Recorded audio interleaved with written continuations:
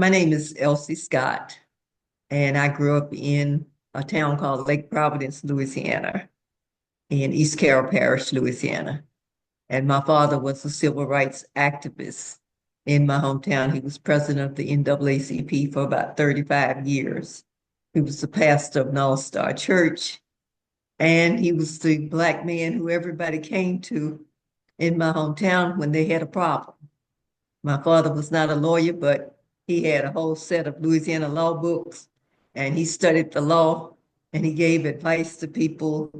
Even though he didn't have a law degree, they came to him asking him questions. And so he was the first person to testify when the Civil Rights Commission came to Louisiana to hear the testimony of the problems that Black people were having who were trying to vote. And so he was the first person called. I think that was in 1959. And it was after he testified before the Civil Rights Commission. He was all over the newspaper and on television. That's when he became enemy number one in my hometown. And they started harassing him, the family, and other Black people in my town. And so finally, they got the right to vote. They were fighting for the right to vote. And after the Civil Rights Act was passed, then some pressure was taken off, but not really that much, because the registrar of voters still would not to register any Black people to vote, because Louisiana had a law at that time that said you had to have two people who were registered to vote who could vouch for you to say that you were an upstanding citizen. And even though everybody in my hometown just about knew my father, every adult person, Black or white, just about knew him, but nobody knew him well enough to vouch for him to get registered to vote. And there were no Black people on the voter registration rolls. In 1921, I think it was, when the last Black people were taken off the rolls. The last Black elected officials from the Reconstruction era were forced out of office at gunpoint from town hall, and they were run out of town. And I think most of them moved to Chicago. And after that time, we had no Black people register to vote, and they didn't allow any Black people to register to vote until 1962. And that's when my father went to federal court, and a federal judge uh, qualified them to vote. And outside of not having this person to identify them, but he ruled that that was not necessary. So he registered them, he qualified them in court, and 26 Black people were registered to vote at that time, including one man, I think, who was 88 years old. But that was his desire to get to register to vote before he died. And at the first, because they still had to answer these questions, because you had to answer questions about the Louisiana Constitution. But, they had studied from all the years of trying to get registered to vote. And we even taught, once we got to be teenagers, we taught classes on the Louisiana Constitution and how to get registered and trying to answer the questions. So sometimes they'd give you a portion of the Constitution, you had to read it and interpret it, but you always flunked. You always flunked. But when the judge brought them in court, he gave them questions, and all of them passed except this man who was 88. And he said, well, and the man started crying, I think, or he was in the point of tears. And he said, may I just try one more time? And the judge gave him a second chance, and he passed the test.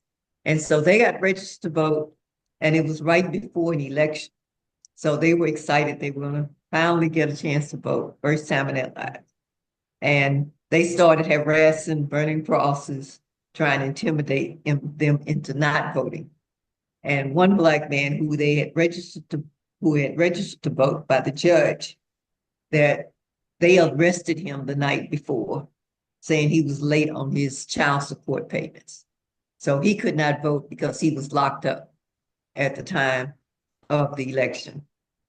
But they, the first ones were able to vote. And so they were all happy. And they will now try to go out and get some more people registered to vote. But the state of Louisiana sued the federal judge, saying that he did not have the power, that registering to vote, voting rights, those issues are states' rights. And so therefore he had stepped out of his jurisdiction by registering people to vote when that has to be somebody from the state of Louisiana. So it went back to federal court, and the federal courts ruled against the state of Louisiana, saying that because they had ruled that Black people had the right to vote, but the registrar of voters refused to come in, and then he resigned rather than registering to vote because he didn't want people to be able to vote in that upcoming election. And so they basically ruled that, the judge had no other choice but to register these people because the state of Louisiana refused to carry out its duty. So they got registered. They voted. The night before they were to vote, they burned crosses at all of the Black people who were registered to vote. Because I remember we got a call saying that they're burning crosses on our side of town. They'll probably burn them on yours also. And so we watched them. Well, we lived a good piece away from the highway, so we couldn't see their faces or anything, but we did see them get out of the car and put the cross down. And my father got his gun and loaded up and said he was going to go out and shoot the guys when they came to put the cross down. And my mother carried on. So no, no, no, you don't need to shoot. We don't need you to go to prison and blah, blah, blah. So because she carried on, so Daddy decided not to go out there, but he did hide out in the darkness so that he could see. He said, but I'm not going to try to kill anybody. He said, I'm just going to shoot him in the legs. And whoever's limping tomorrow, you know that was one of the people that put down the crosses. And so, they were able to vote. But then my father had to go out of town, I think, after the election. And after that incident, he had to go out of town for a Baptist convention or something. And so the Black men in our town, well, I need to say that in August, Daddy got shot after he had voted. Daddy was coming home from church with my siblings and my mother. It was four siblings and my mother in the car. And as they got ready to turn off of the highway to come down to the road that led to our house, their car passed alongside them and filled the car full of buckshots. That was in August of 62. And so he was the only one who was hit in the car.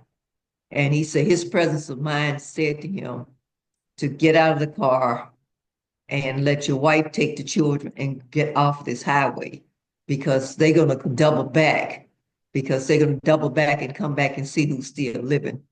And they're assuming that Daddy's probably dead because he was the driver and that's who they mainly aimed after. And then Daddy said it would come and kill the rest of the family and then come down to the house and see anybody down there and kill us too. So he told my mother, get the children home safely. And he was going to go over to a neighbor's house and let them know what had happened because he know they had seen the commotion out there on the highway. And so he stopped by my neighbors, and my neighbors said, he would take him to the hospital. But Daddy told Mama to call the police. And Mama basically said, why are we going to call the police? But she called them anyway. They never answered the phone.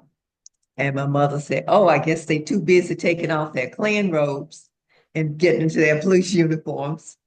And as it turned out, the prime suspect was one of the prime suspect, or the main suspect, was a police officer, but they never could get enough evidence to take it to court. So nobody was ever prosecuted for shooting my father.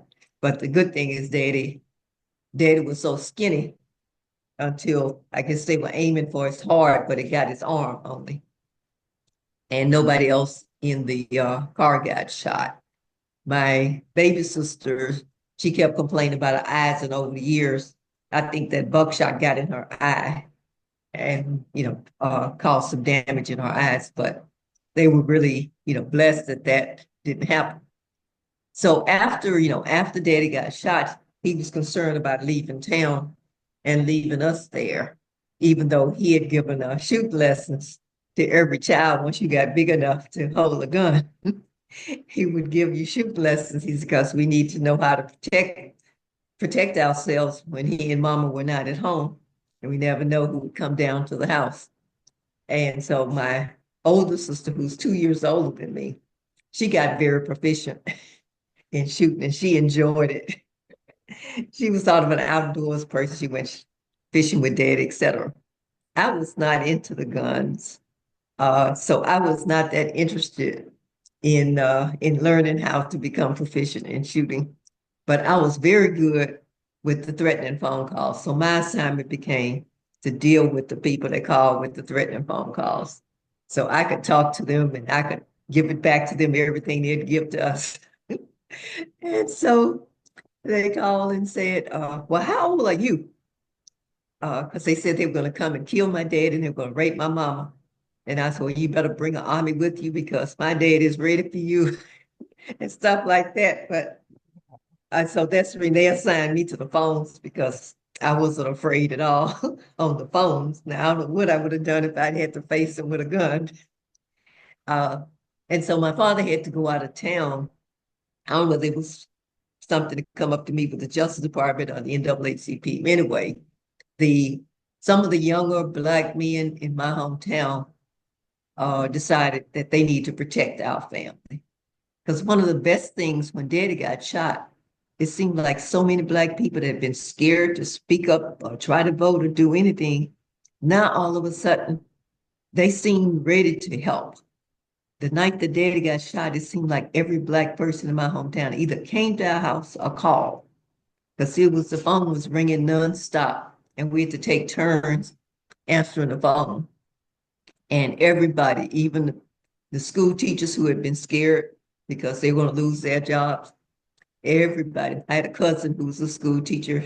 She wouldn't try to vote, but she liked guns, and she had a permit to carry a gun.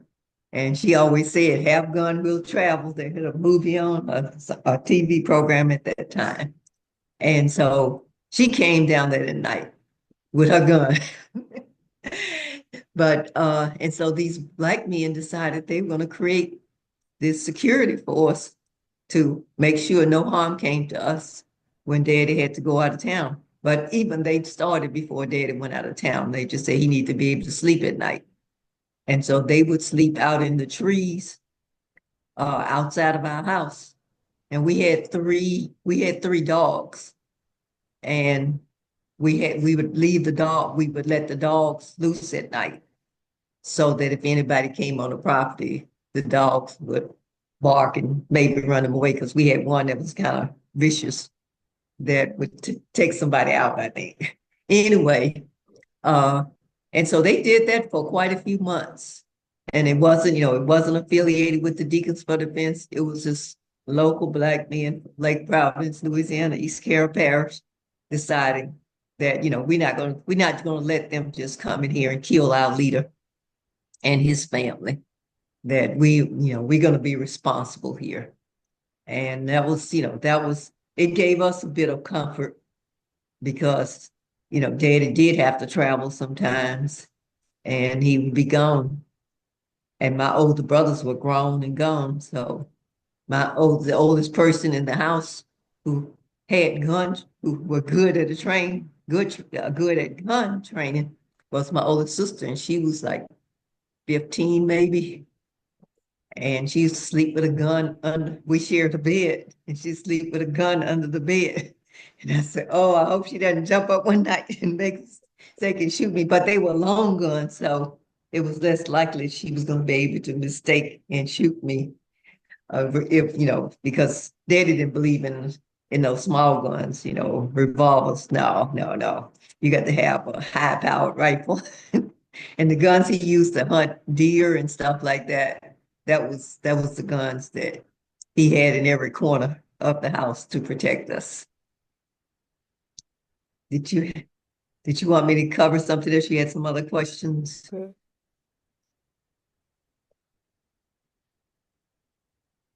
Oh. Mhm. Where's the? Oh. It didn't record.